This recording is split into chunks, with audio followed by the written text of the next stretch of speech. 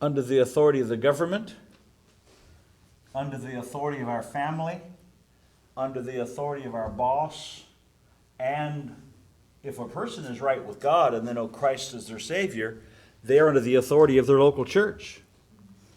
A person that doesn't behave as though he's under the authority of government is going to get beat down with a nightstick, handcuffed, and thrown into prison if he's not shot. If he's not shot. If a person doesn't act like he's under the authority of his boss, he's going to be bumping around looking for a job. Because no boss is going to put up with a fool that doesn't do what he's told. Unless you live in France. And the reason I say that is French laws are such, and it's such a disgustingly socialist country, that by the time you're 24 years of age, if you get a job in France, legally you cannot be fired from a job in France. You cannot be fired from a job in France. What they'll do is they'll just move you to less and less important, and eventually they'll just put you in a room with a chair and a table, and you just show up. You say, well, what if you don't want to show up? They'll pay you anyway. You basically can't get fired in France. But in normal countries where the bosses are not insane and the government is not stupid, if you don't do the work, you're going to get fired, okay? The third part is, what did I say? Government, boss, family, okay? We don't live this way in the United States of America, but back in the days where the country functioned properly, there was a line that if you crossed it, you're out of your family. Okay? In other words, you do this or you get out. And I remember my dad, when he was 15, you either do what your old man tells you to do or you hit the road. Well, my dad hit the road. He was 15 years of age. He rode the rails for almost 2 years. He was a hobo because he didn't want to do what his dad said. Fine, you don't want to do what your dad says, then leave. Okay? That used to be the way parents raise their children, because ultimately you cannot raise your children without their cooperation. And what happens if you are a mother or a father and your child, because look, really, by the time a kid reaches the age of 14 or 15, you actually cannot make them do what they don't want to do. You can't make them. I'd like to see Lee Moyer trying to make Eric do something if he were still living at home. That would be a pathetic scene. It wouldn't happen because Eric is too big, too strong, and Everett, same thing, too big, too strong. Yvonne, I would love to see you try to make Christian do something he didn't want to do. It ain't going to happen. It ain't going to happen. And I was probably, 13, 14 years of age. 13 years of age. I remember my mom smacked me right across the face, but she couldn't whip me in a fair fight. I mean, my mother would have got a gun and shot me. But the thing is you don't want kids to discover that they don't have to do what they're told. Because once they discover that they don't have to do what they're told, you're basically your only option to maintain control of your household is my way or the highway. And hopefully you've got kids that have the wisdom to recognize that that's not appropriate. Okay, you don't want to ever push your parents that far, because if they do things that are right, you're going to have to leave. You either have to do what they say, or you're going to have to leave. And then, so you've got government, you've got job, you've got family, and then you've got church. And by the way, once, according to the New Testament, if somebody comes to know Christ as their Savior and they are baptized to become a member of a church, they can't do whatever they want. They cannot do whatever they want. Now, the problem is in the United States that in most congregations, most church members can do whatever they want. And equally reprehensible is that in most congregations in the United States, the pastors can do whatever they want, but not according to the Bible. According to the Bible, I can't do whatever I want, and neither can you. Because the Bible has in place a set of procedures for dealing with sinful behavior.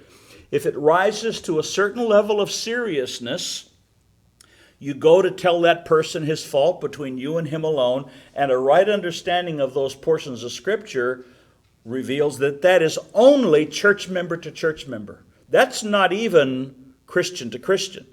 So if I'm a member of this church and there is a Christian at work who's a member of another church, I can't bring them in front of my congregation to deal with their sin. Neither can I take them in front of their congregation to deal with sin. So it only works when it's Christians dealing with other members of their church. Does that apply? And you go through the process and it's brought before the church.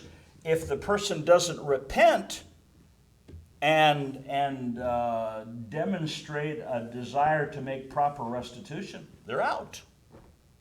So my point is that there's consequences in every person's life of a practical nature.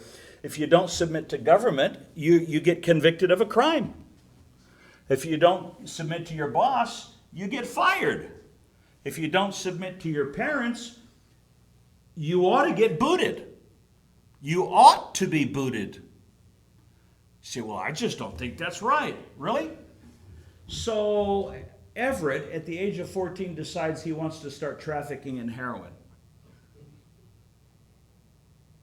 And he gets away with it with most people because he's got this baby face and this nice-looking personality and all that kind of stuff. So he gets away. But his dad finds out that the guy is trafficking in heroin. And he can't let that go on. Why? Because he's got a little brother in the house, for crying out loud. And you can't let the big brother get away with nonsense because of the effect on the little brother. And so his dad has to say, because his dad can't beat him up anymore, and because Everett has a posse of gunslingers that travel with him everywhere he goes, because it makes a lot of money dealing heroin, so that his dad is actually scared of him. It says you either knock it off or I'm going to kick you out for your little brother's sake. Do you think it should be otherwise? Even if you have an only child, okay? I remember setting my daughter down when she was 10 years old, and I let her know these are the conditions that if you violate them, you don't live here anymore. And I laid the law down to her when she was 10 years old. Is she in here or is she in the nursery? Right there. Do you remember that? I did. I really did. Do you have any doubt that I would have followed through? Am I the kind of guy that is going to draw a line in the dirt and then, a red line on the map in Syria and then ignore it? And then draw another red line on the map in Syria and ignore it? And draw another red line on the map in Syria and ignore it like President Obama did? I'm not that kind of person, okay? So my point is, there are consequences for bad conduct with regard to government, with regard to a job, with regard to family, and with regard to church. Well, what happens if you feel that the person who has authority over you has done something unjust or improper? Well, there's only one thing you can do. You blow your stack, you scream and you yell, and you leave. Except that's really dumb. You'll actually leave the United States because you don't like the way you're treated by an IRS agent?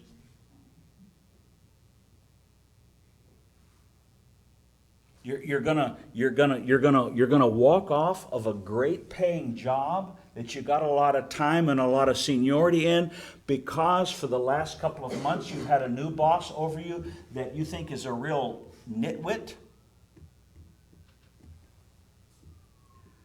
You're gonna leave your family because you think your dad is a bonehead?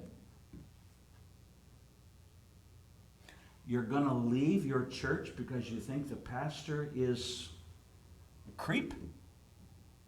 Sadly, that's what most people do, but that's inappropriate.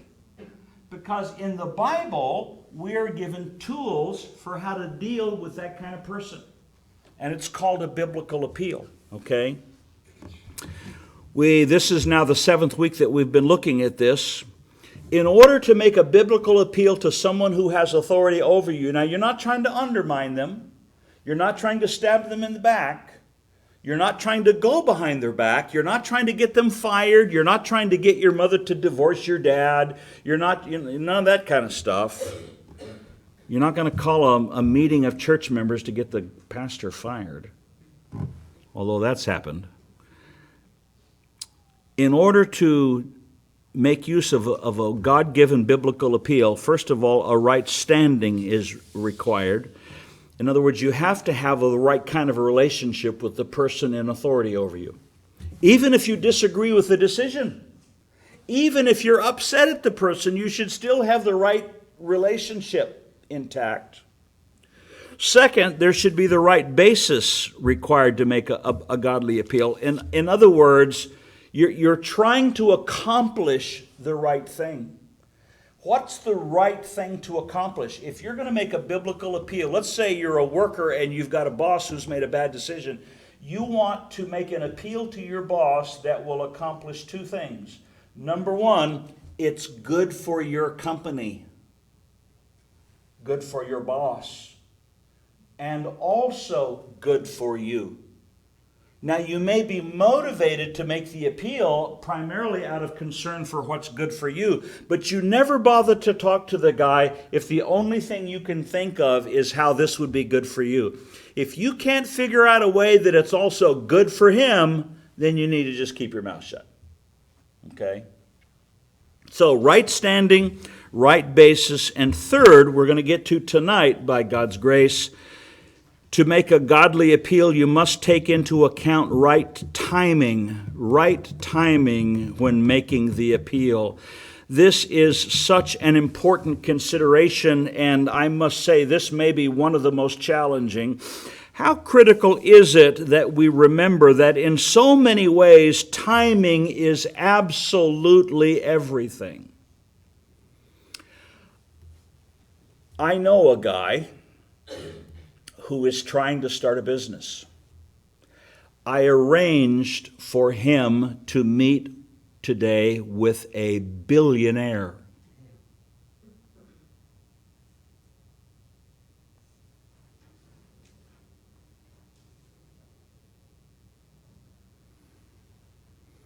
But you know what the doofus did today? You do not show up late to meet with a billionaire. You understand what I'm saying?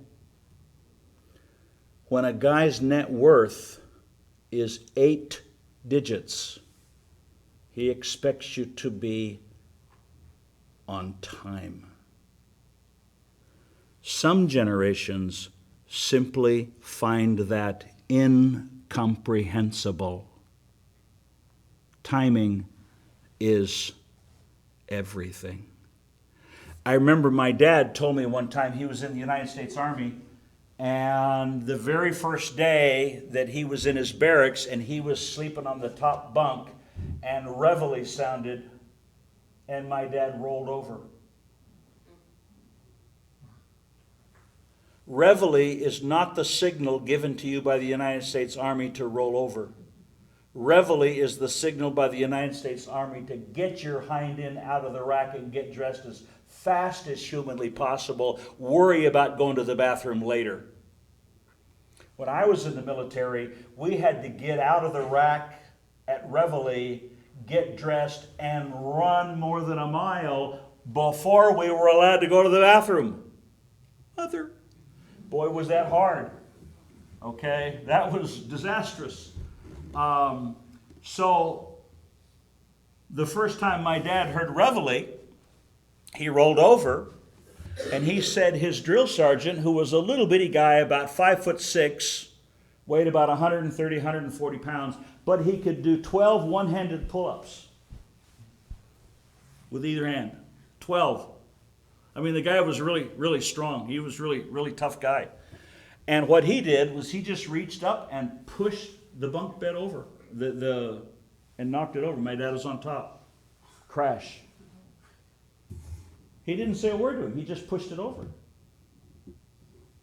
And my dad understood the importance of timing from that moment on in the United States Army. I think back in those days they called it this man's army. This man's army. Okay? So timing is very, very, very important.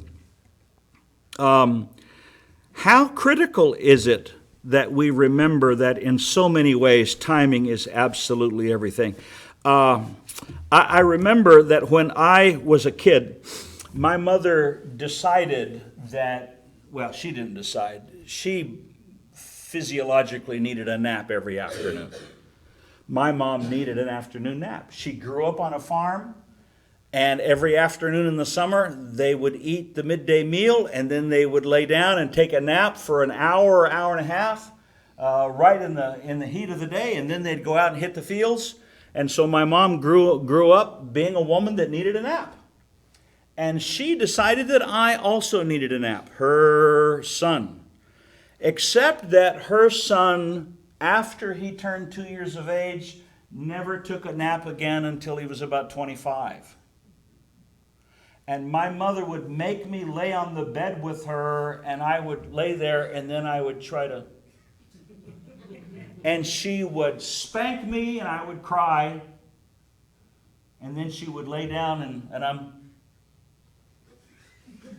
and she would spank me, and I would cry, but I wasn't sleepy. And then she would finally, if I was patient enough so that she went to sleep, I could get out of bed and go outside and play. And when she woke up from her nap, she didn't care that I was outside playing. She didn't care. She didn't care. And I always wondered, if she doesn't care that I'm outside playing when she wakes up, why should she care whether I'm outside playing when she goes to bed? She never answered that. I'm your mother, that's why. But I did remember something. I learned something along the way. When my mother was about almost ready to saw logs, if I asked her a question, the answer would always be yes. No, okay, yeah, okay. And so she could have that sleep. And then later on, she said, "What are you doing?" I said, "Well, you told me I could." And she figured out that I was asking her for permission to do stuff that she would not ordinarily let me do as she was sliding into, log sawing mode. And of course, she spanked me for that. So I was taking advantage of her, and she was very, very displeased. That was an illustration of the timing not being right to make an appeal, okay? So consider two things related to the timing of your appeal. First of all, you should always ask yourself, when it comes to the timing, whether or not it's the right time to make a request. Is your appeal legitimate? That's number one. And second, will your appeal stand up on its own merits? If both questions are properly answered in the affirmative, then why not present your appeal at a time and under situations that allow due and proper consideration by the person to whom you're making the appeal? You say, well, what do you mean? I mean, you don't ask an important question to someone as they're stepping into the shower. Okay? You don't ask an important question to someone as they are going to sleep. You do not ask an important question to a person as they are getting out of bed. Okay? You do not ask an important question to a person at 3 o'clock. Pastor, is it too late? I just couldn't sleep. I need to ask you a question. Really? Really? Yeah, go ahead. This is a perfect time. No, timing is important. Now, I should say, I don't think anyone's done that to me in about 30 years, so praise God. So, what kind of a person wants you to make a decision that is not well thought out and that is impulsive? Aren't they called used car dealers?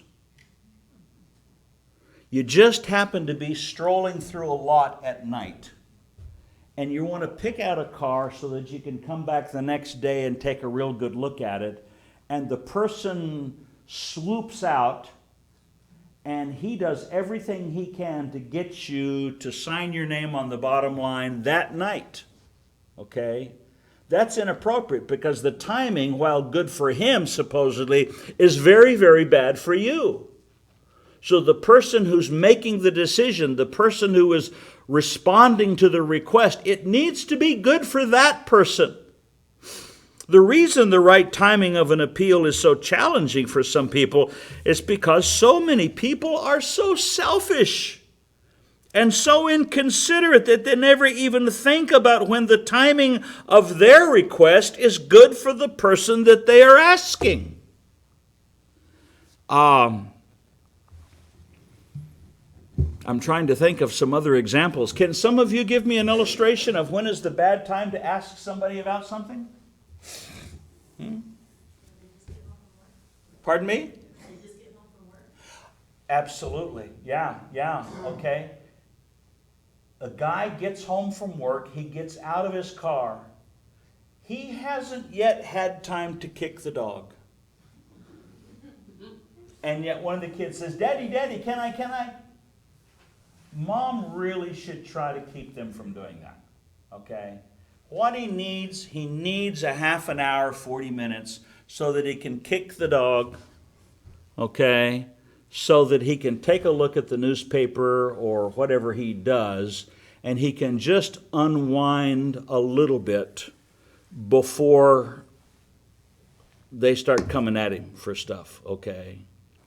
Also, bad timing, guy gets home from work, and he walks through the door, and his wife meets him and says, you need to talk to your son.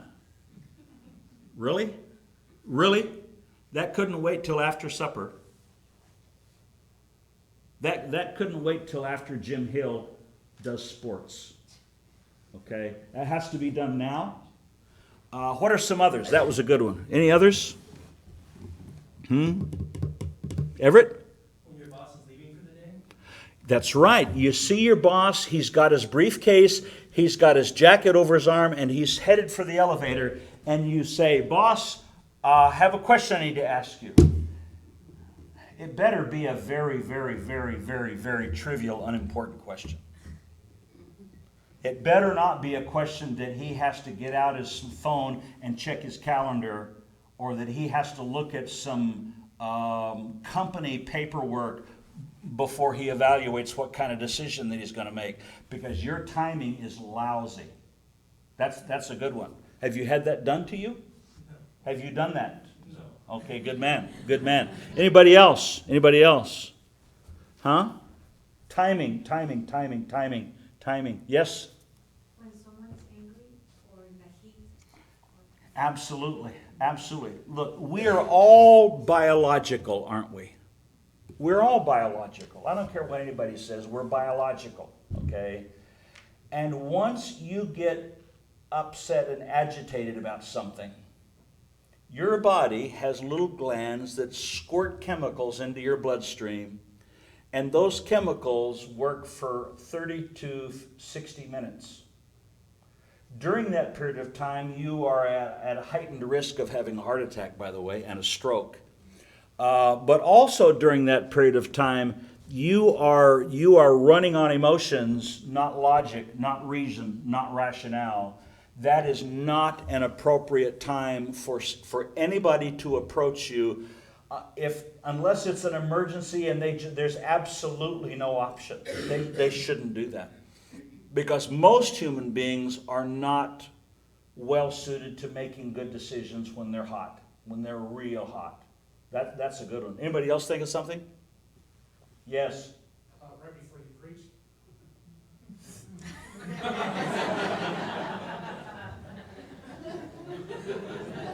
Thank you.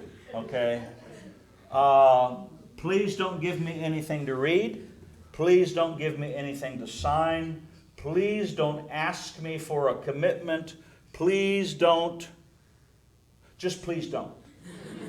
Now, in some churches, it's very common. I think Brother Beagle basically just stayed completely away from people before the beginning of the service, didn't he? For the most part. There's a lot of pastors that do that, and it's not because they're antisocial. It's not because they don't like people. It's because they don't want to be barraged with questions before the service starts, okay? Some pastors of significantly sized churches, the pastor's access to the auditorium is an access that nobody else has. So he can get from his office to the platform without a human being other than security getting him there, so that nobody approaches him. And I dare you to try to approach Jerry Falwell on a Sunday morning on his way from his office to the platform of the Thomas Road Baptist Church, and you try to get to him. That is not going to happen. That is absolutely not going to happen. Anybody else? Yes, Patty. My family, my dad was reading the newspaper, you do not come up to him at all. He's concentrating on his newspaper, leave him alone. Yeah. Now, I would bet that with Eisenberger, is he here? No? Okay, I can talk about him.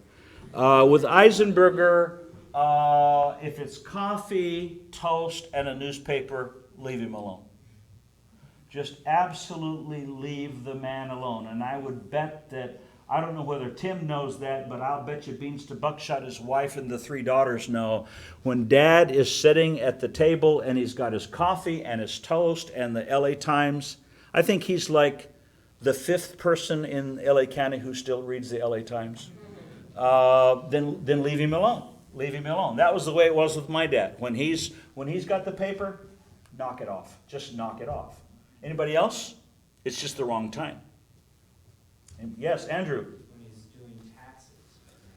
Yeah, when he's doing taxes. Yeah, absolutely. Yeah, when he's attempting to break TurboTax. Mike DiGiovanna does not want to be interrupted, okay?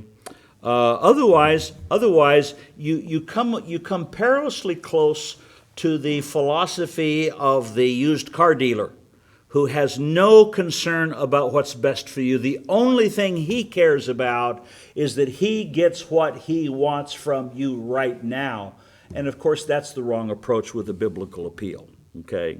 And you don't want to be selfish. You don't want to be inconsiderate. You want it to be a good time so that that person that you're making the appeal to can here's another one, you know.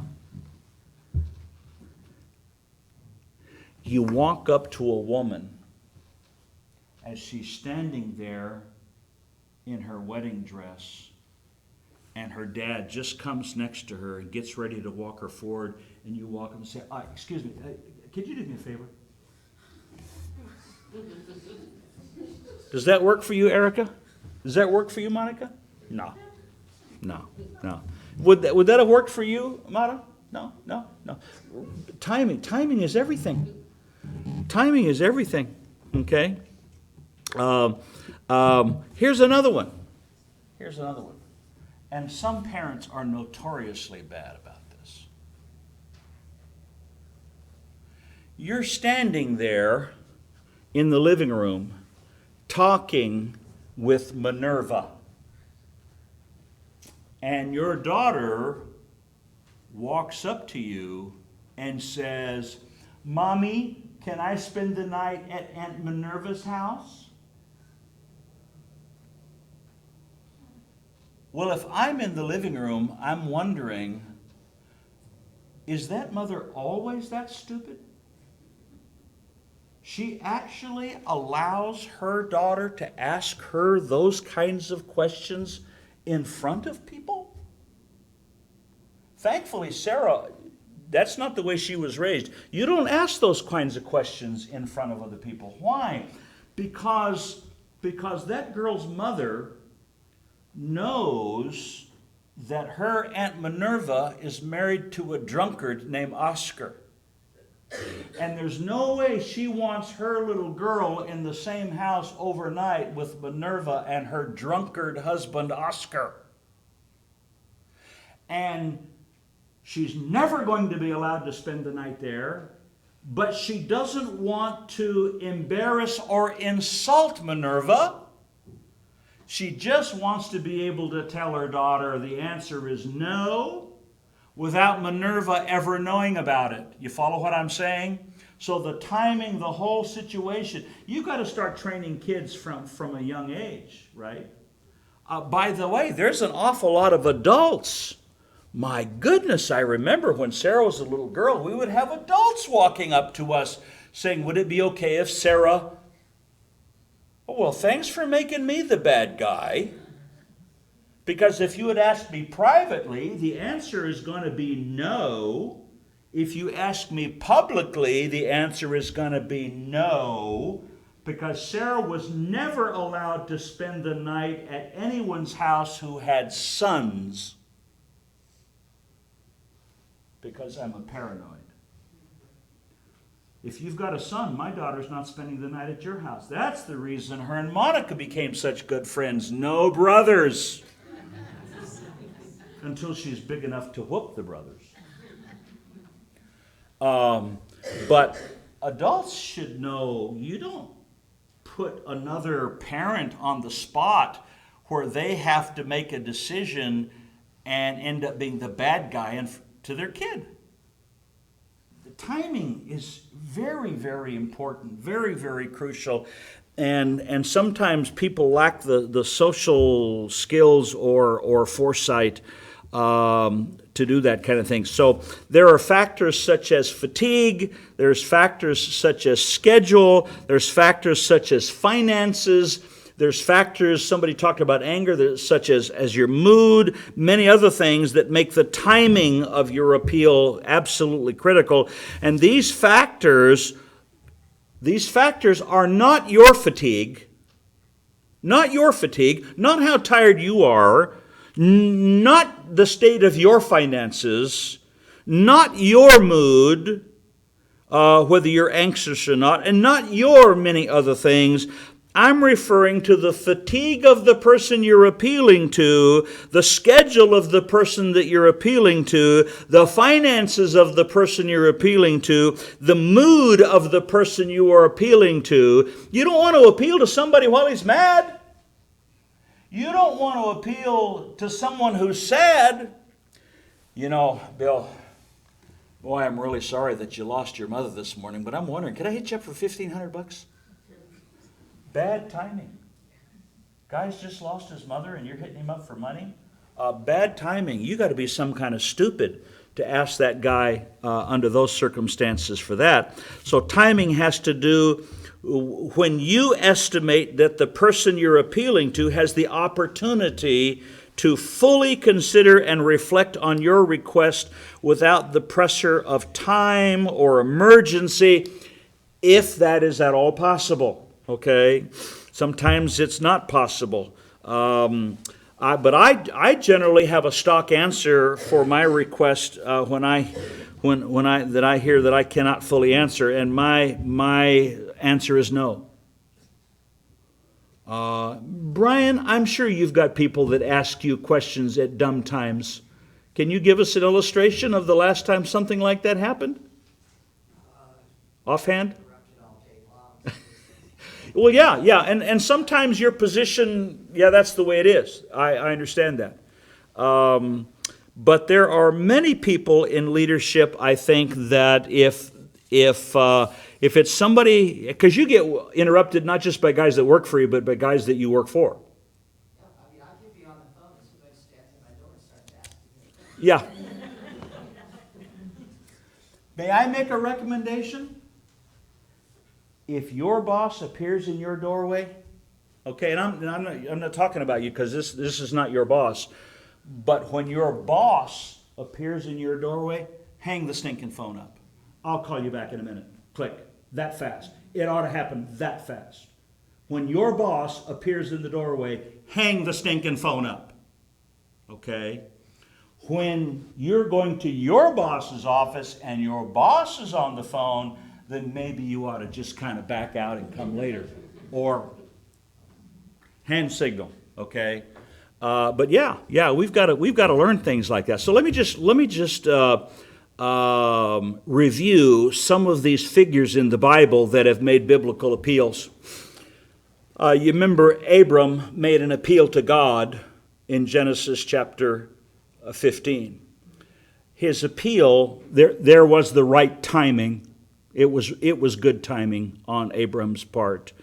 You'll remember Miriam, the older sister of Moses, when he was an infant, placed in the ark of bulrushes and was discovered by Pharaoh's daughter. And then Miriam approached Pharaoh's daughter.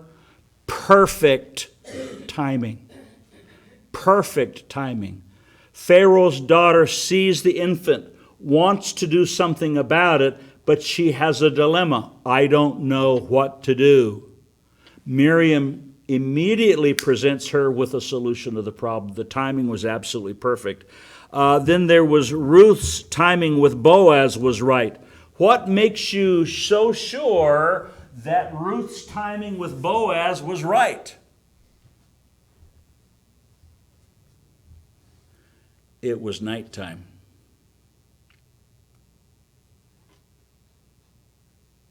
We're adults here, right? Okay. How about Abigail's timing with David? Now, don't get me wrong. I don't think anything inappropriate took place that night. But it was at night that Ruth could communicate with Boaz privately, personally, somewhat intimately, with nobody around. So her timing was perfect. Okay. Then there is Abigail. Her timing with David was right. She had to hurry. She had to absolutely beat feet to get where she was going to go so she could make an appeal to David at the right time.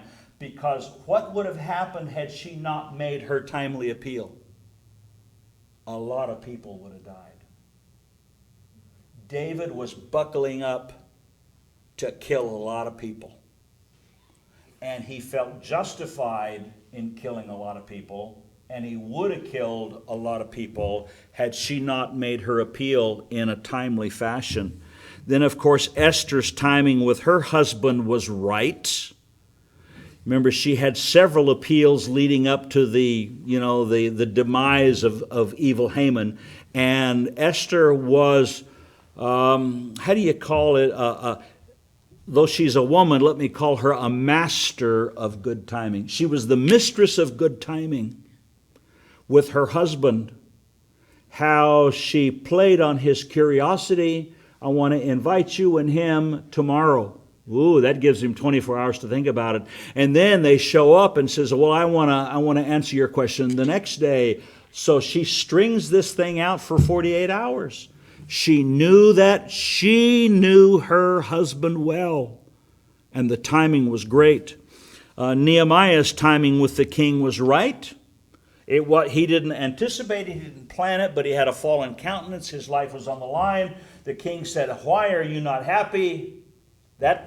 And he was very afraid because he could have died. You are not unhappy in the presence of the king. And then Daniel's timing, of course, was right on both occasions. And then Shadrach, Meshach, and Abednego, they realized that they were lacking with King Nebuchadnezzar, both in their standing with him, because he was furious. He was very, very, very angry because they were not going to bow down to his gods. Not only was he angry because they were not going to bow down to his gods, but they weren't worried about it. And they let him know, we're not worried about it. We don't think this is a big deal. If God rescues us, that's fine. If God doesn't rescue us, that's fine too. We're not going to do it. And wow, was this guy furious. So they initiated no appeal because they knew they did have no standing, they did have no basis, and they had no right timing. So they just let it pass. And that's what people ought to do, okay? Anybody have any questions about having the right timing? Maybe some insight? Maybe one of the things do you learn from this as we're going through this, the person who is making the appeal has to know the person that he's appealing to. You got to know that person. You know, Abram knew God. Ruth didn't know Boaz, but her mother-in-law knew men. Okay, so that was good. Esther knew her husband. Okay, Daniel knew God, and he knew the bureaucracy that he was having to deal with in the court of Nebuchadnezzar. So you got to be a student. You got to learn how to do things. You can't just go flying through life and then when something doesn't go your way, then all of a sudden you issue a demand, I want this, and if that person doesn't give it to you, then you get mad and pout and walk off. You do that with most of these guys, they would have ended up killing you. You wouldn't have lived, okay?